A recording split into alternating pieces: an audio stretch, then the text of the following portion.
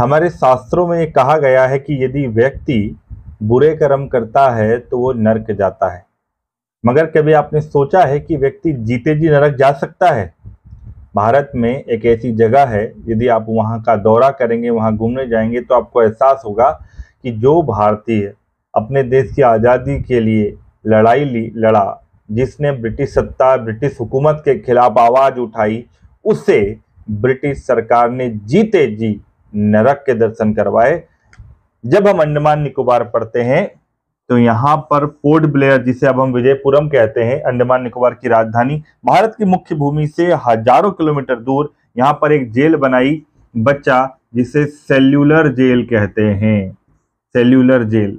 और ये cellular jail जो थी, इसे काला पानी के नाम से ये कुख्यात है भारत में।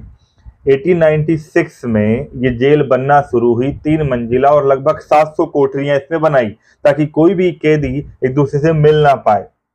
7 खंडों में ये जेल बनी हुई है। अब तो एक म्यूजियम बन चुका है एक तरह से।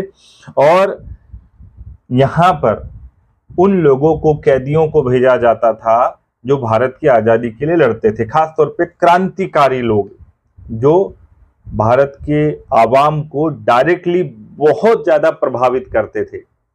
काला पानी की सजा सेल्यूलर जेल को एक आइलैंड पर बनाया गया था। यहाँ जाने वाला व्यक्ति, इसे काला पानी क्यों कहते हैं? क्योंकि यहाँ व्यक्ति जो चला गया, उसका बचा हुआ जीवन या तो समुद्र का पानी देखते हुए बीतेगा या फिर अंधेरी काल कोठरियों में बीतेगा। ब्रिटिश सरकार ने अपनी हुकूमत बचाए रखने के लिए अमानवीयता की सारी हदें पार कर रखी थी इस जेल में।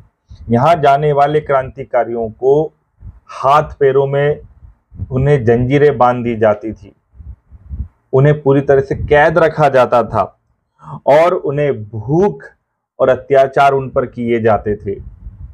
ब्रिटिश सरकार की इस जेल में बंद होने वाले कई महान महान क्रांतिकारी हैं, जैसे वी.डी. सावरकर, सचिंद्रनाथ सान्याल, भगत सिंह के साथ देने वाले बटुकेश्वर दत्त, आशुतोष लाहिड़ी, जयदेव कपूर, होतीलाल वर्मा, पंडित परमानंद और ऐसे हजारों क्रांतिकारी जिन्होंने देश की आज़ादी के लिए संघर्ष किया, वो इन काले पानी की सजा झेले हुए लोग हैं।